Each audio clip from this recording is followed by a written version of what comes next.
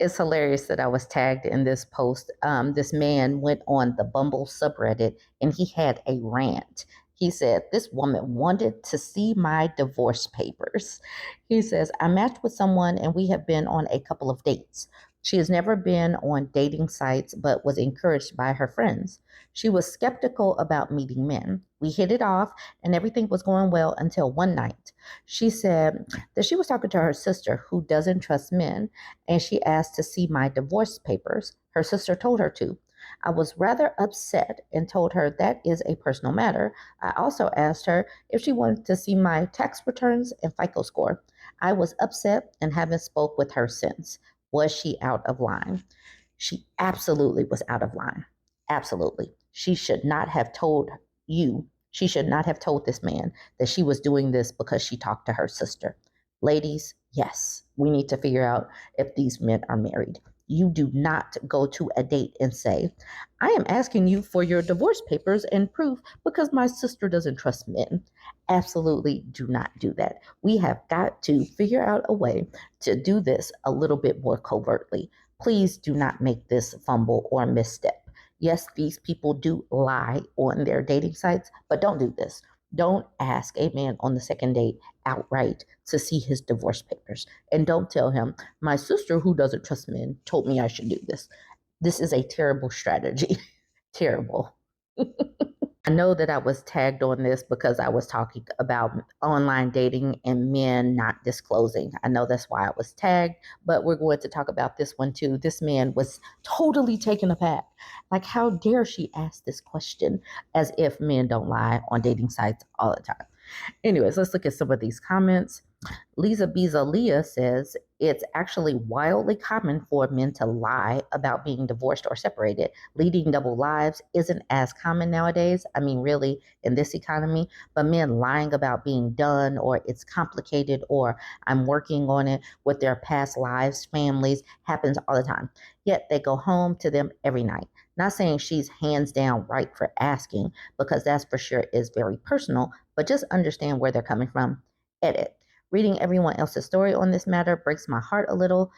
I'm sorry to every one of you, whether it was done by a man or a woman. Y'all didn't deserve this.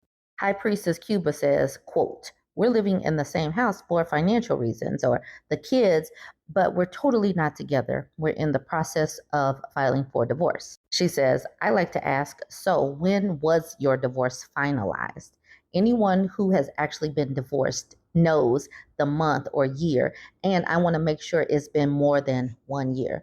It's only ever been an issue with men who were divorcing or worse, separated. Please know and understand that women have the right to not want to date men who are in the process of divorcing or separated. Some women don't want to date those people. They know that the process is messy at times and don't want to be involved. So when men try to wiggle out of it, that is being deceitful, and still even on the back end is going to be a mess and is still going to break up.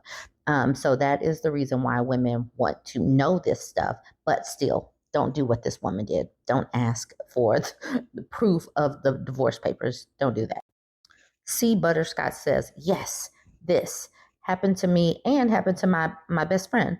Like, yeah, of course I'm divorced. I would never date someone as amazing as you and risk losing you. What do you mean, who's calling me? I can keep my phone in the car if I want to. Yes, I have a work phone and a personal phone and a guy's night phone and my Uber phone. Why don't you believe me? I already told you. You need to trust me. Yes, I'm divorced. It's been 2 years. If you're questioning me, then I guess you are the one that's seeing other people. Let me see your phone then. I want to see who keeps sending you DMs. Why does that guy always heart your photos? Is he divorced? Like I told you, we are going to file the papers this week. No, babe. I never said divorced. I said separated. I've been separated for 2 years, but we are getting divorced as soon as the school year ends. We live together because of the children. Biggest mind effery ever. Blonde Dania says, my question always is, so your wife is aware that you're sleeping with other people? That one always gets a pause or a non-answer. Romancing Uranus says, I'm separated 3 years, but not yet divorced. I fully intend to. That's just my focus was on getting the financial agreement finally resolved, i.e., the important bit, but actually decouples our finances and assets, which took a lot of time and effort to sort out. And divorce is just a bit of paper that feels more ceremonial than practical. At least that's how it feels to me here in Australia, because divorce in Australia is different than America, apparently. My answer to your question would be I have no idea what she's aware of and don't care. My life has been none of her business for 3 years and vice versa. I don't think she's even aware of the vehicle I drive these days, much less who I'm sleeping with, but she certainly knows she has no bearing on who I sleep with. I don't doubt there are guys out there claiming to be separated who are living double lives and pretending all ties are severed with their wives when they aren't. But there are also people like me who really are properly separated and would never in a million years go back under any circumstances. But how do women know that? How do women know, considering there are so many people, like he says, men that are pretending? How do women know the difference? That is the point that men miss. They know that there are some men out there lying about these things. So, how would women know that this is one of the people that's truly separated and this is the one that is pretending? Saburus says, I see this as well, but only because my bastard of a biological father refused to give my mom the signed divorce papers she wanted for over 20 years. First, because he didn't want to pay child support, and then because his partner was trying to get him to marry her and he was cheating on her for 7 years, so he didn't want to get the divorce and have to buy her a ring. Some people want the divorce, but there aren't always smooth sailings getting it. And in this case, being understanding that people lie would make this person want to say, this is the reason why I'm not yet divorced, because my spouse will not actually do it for this, and this reason. You need to be transparent one way or another. So this person says, been divorced for 9 years. This would be highly offensive to me. Blonde Dania says, you don't have a wife. I would never ask you that question. We're talking about men who claim to be separated or divorcing, not men who are actually divorced. And then that person, Fern Skin, says, okay, fair. I was thinking you would with both scenarios. Sorry, I misunderstood. And then the OP weighs in. Exactly. I have been divorced since November 2012, and I have never been asked to provide proof. I would imagine if I were in a position to continue a serious relationship, then that's a different situation. But this was after the second date. So apparently there is a time frame issue with this OP. He did not provide the timing that it would be better to ask for proof. He didn't say, let's at least get to the fourth date. Then it's okay to ask for proof. But these people know and understand that men lie. So why is he like so taken aback, so galled that she would have the nerve to do that? Anyway, join the conversation. Let me know what you think about this. Don't forget to like, comment, and share. I was sent this post from a woman, and I think it is very important to allow these different posts and discussions to happen so that women who are on the autism spectrum or have any kind of neurodivergence or whatever to be able to speak about their relationships and how they are impacted and how they relay certain terms. So she says, today I learned that relationship means X. She says, I just connected the dots. The relationship in I'm in a relationship stands for I'm having X with this person. Having a crush means I want to have X with this person. Finding someone attractive means I want to have X with this person. It does not mean that you find the person pretty or aesthetically pleasing or you're pulled towards their energy and enjoy their company because of what a wonderful person they are. It's all about X, always have been.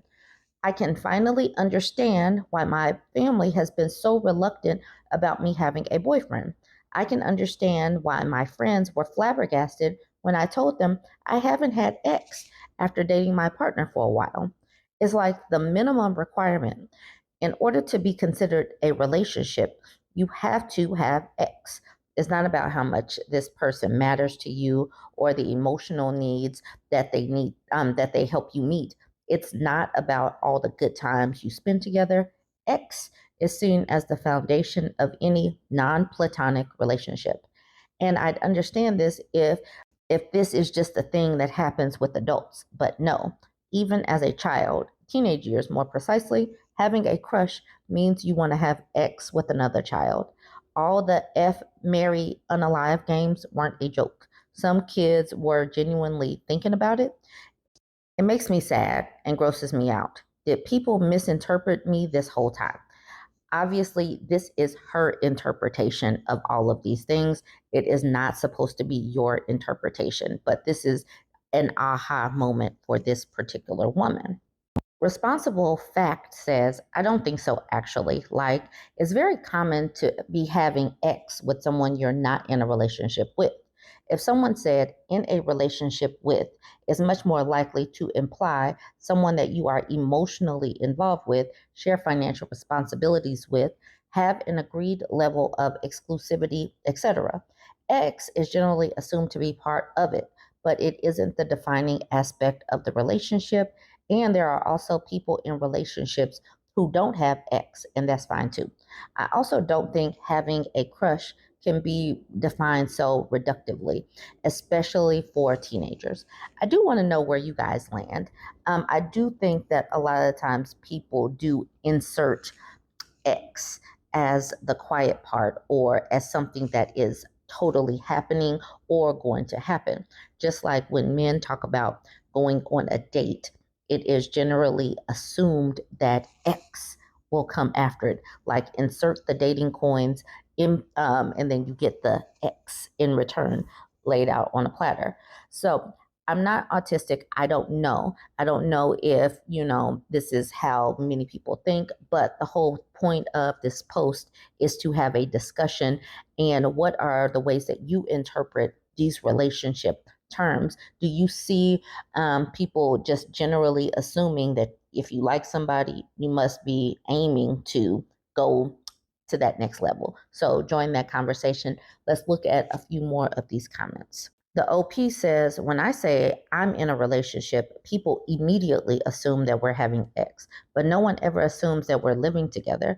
As I said, X is seen as the most natural, self-explanatory, and the unavoidable part of a relationship, whereas living under the same roof isn't ever seen as a requirement or a natural part of a relationship. Why is X seen as a foundation instead of just one of the many steps or stages in a relationship, just like moving in together is? And Standard Mirror responds with, you are right about that, but people do this about everything and anything. Most of their beliefs are based on assumptions, so who cares? That is really true. People do color in the pieces that weren't told. They don't ask questions. They don't try to build rapport. They don't try to understand someone's situation. They do just add things. No conversation takes place, no getting to know folks. So I can understand both parts of these. Okay, so then the OP says, that's the whole point of this post, though. I misinterpreted what most people assume when they hear the word relationship. If someone says they're in a relationship, I assume they have a partner that shares the same interest as them and that they enjoy spending time with. However, many of the people I've spoken to assumed that's a person that you're having X with. And then Standard Mirror says, I hear you. To make a confession, I used to think the same as you. When I saw how most people see things differently than me, I realized that I was a row ace. You don't deserve all the attitude downvotes you are getting because you are absolutely right about people making that assumption. And so, what I see in this conversation is people coming to the realization that assumptions happened. Um, I'm not doing this post because there is going to be a real big aha moment. I do think it is important to point out that some people do interpret what you're saying differently. And I think that it's a discussion that we should have so that we can be more open or ask questions instead of filling in the blanks of what your beliefs are about other people instead of getting to know them and having them tell you themselves. So this is just a discussion starter. Join the conversation. Let me know. Do you live with autism? Do you know someone? How are you in a relationship? How are they in a relationship? Just let me know. Join the conversation. Don't forget to like, comment, and share. This is an extremely sensitive topic. She puts a trigger warning saying SA, but there is really marital grape in this post. So she says, am I the a-hole? Absolutely not. She's not an a-hole. She's not an a-hole at all. Once again, trigger warning for SA and grape. She says, I want a divorce. So she gives an update, but I'm going to do the post first. She says she and her husband are 45. She says, I had a double mastectomy due to breast cancer. 2 months later, my husband demands we have X because it's been too long. He basically issued an ultimatum, so I finally agreed, but asked him not to touch my chest. I had tissue expanders in, and everything there was extremely sore. He agreed, but in the middle, he started grabbing my chest. It hurt. I begged him to stop. He didn't listen. He just kept going. That right there, that right there is grape. That is marital grape. Having consent at one point is, it happened, but she pulled consent and said, stop, it hurts. That means that consent was pulled. That right there is grape. That is the important part of having this conversation, because people do not understand that once someone says stop, the consent has changed. She says, I've been trying to forgive and forget and move past it, but I can't. I told him I want a divorce and applied for an apartment. He tells me I'm being dramatic and that he didn't cause any permanent damage. I don't think I can ever trust him again. My family is telling me I'm overreacting, that men have needs. That's the only reason I'm here. They're telling me I'm expecting my husband to honor that boundary was unrealistic. And then she gives an update up here. An apartment is opening up next week. I'll take the day off and move out while he's at work. Thanks everyone for supporting me. I'm so glad I didn't quit my job like he wanted me to when I found out I have cancer. I would have been stuck with him. Please know and understand that you have the right to say no if you're not feeling well, if you're just not in the mood, if you change your mind because something happened and you're now hurting. You have the right to say no. You're not overreacting when someone doesn't honor your request to stop. And it's not unrealistic. You're not here to be a robot to these people. You're not. You are a human with needs and hurts and all of that. G. Pisces says, I had a double mastectomy and expanders, and I can't believe he'd even want to grab them. Open wounds, balloons looking like devices on your chest, etc. A mastectomy is kind of like an amputation in a way, and incredibly gruesome surgery. He is a total grapey a-hole, and I want to punch him and your family on your behalf. Scooped out, stretched out boob pockets are way more painful than blue balls. What an effing peen. I'm so sorry you have to deal with this trauma on top of the surgical trauma. And then the OP says, it was horrible. I didn't have a full feeling back and it hurt, but also it felt like it wasn't me. I wouldn't wish it on anyone except him because I wish he could feel what he put me through. Thank you for your comment. I'm going through my plans, and if my family continues to support him, I'll cut contact with them. Squeaky Ball hones in on this part. I didn't cause any permanent damage, saying that made her blood run cold. She says, I had breast cancer surgery in April and can't imagine someone grabbing at my chest then. Your life will be so much better without him. Good luck. And Commercial Play says, same. It's like a physically abusive husband saying, I didn't cause any permanent damage after giving his wife a black eye and a split lip. Exactly the same thing. This man SA'd his own wife. Despicable and unforgivable. OP, your husband showed you who he is. Believe him. He is an abuser. As soon as you say no and he doesn't stop, that's great. I wish you all the best in your journey forward. Now I'm going to do this very long comment. The Birmingham Bear says, what he did was grape. Like, I know other people say that, and I know it may seem like that may be an overreaction, but you don't need to cause permanent damage in the bedroom for it to be grape. You defined boundaries before X. He agreed to those boundaries. Then, when you were in a vulnerable position, he violated those boundaries. This is a clear-cut case. He's being preposterously selfish and self-absorbed, and a divorce would be the least of the things I myself would personally visit upon him. There are a lot of cultures in the world with deeply wrong views on X. The lack of support from your culture and family do not mean that this was okay. In life, you're entitled to set your boundaries. 2 months is not an unendurable amount of time for a man to not have X. He has a hand in lotion. I would imagine he'll be fine. You are recovering from extreme physical trauma. He put his own totally insignificant needs above yours. And when you were kind and gracious enough to accept with extremely mild boundaries, he violated those boundaries and despite your concessions and harmed you. This is wrong. This is wrong at the most basic level of human interaction, and a divorce would be absolutely entitled based on his behavior. She says, edit. A truly disturbing number of commenters defending the activities of this rapist husband. Let's clarify from a legal perspective. What the husband did is called SA. I call SAers rapists because I don't feel the need to define rape only by penetration the way the law does. I think it's perfectly fine to call people who SA their wives rapists. But some of these commenters both deny this was rape or SA and then want to be pedantic about the difference between rape and SA. So let's be very clear. This husband SA'd his wife. This is the one provisions of SA, fondling or unwanted actual touching. That is what he did. You could also potentially make the argument for rape by way of coercion.